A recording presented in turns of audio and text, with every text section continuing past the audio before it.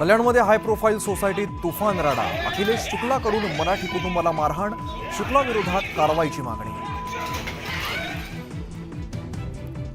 मुंबईतील काँग्रेस कार्यालयाबाहेर भाजपाकडून शाई फेक करत तोडफोड. कार्यकर्त्यांवरती पोलिसांकडून लाठीचार्ज तर भाजपाच्या कार्यकर्त्यांवरती गुन्हा दाखल.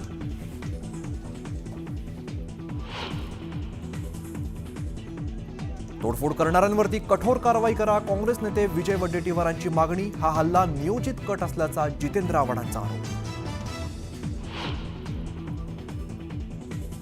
बीड प्रकरणाची मुख्यमंत्री फडणवीसांनी पोलीस महानिरीक्षकांकडून घेतली माहिती. उद्या सभागृहात सरपंच हत्या प्रकरणावरती फडणवीस बोलणार.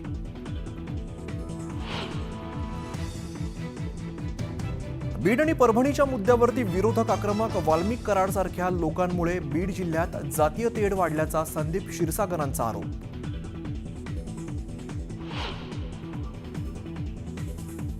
बीडमधील गुन्ह्याचा मास्टर माइंड वाल्मिक कराड. आज मुंडे असते तर कठोर कारवाई केली असती, रोहित पवारांचं विधान.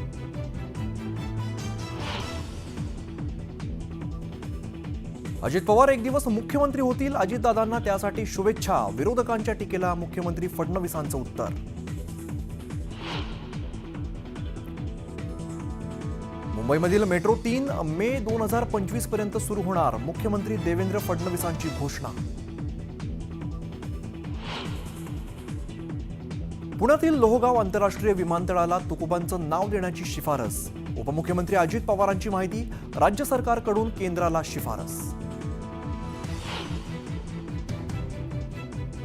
कल्याणमध्ये हनीमूनला जाण्यावरून जावई आणि सासऱ्यामध्ये वाद. हनीमून डेस्टिनेशन ठरेना म्हणून सासऱ्याकडून जावयावरती ऍसिड हल्ला. मुंबई बोट दुर्घटनेतील मृतांचा आकडा 14 वर. समुद्रात मिळाला आणखीन एक मृतदेह. अद्याप एक जण बेपत्ता. राहुल गांधींविरोधात दिल्ली पोलिसांनी दाखल केला गुन्हा. संसद परिसरात धक्काबुक्की प्रकरणात गुन्हा.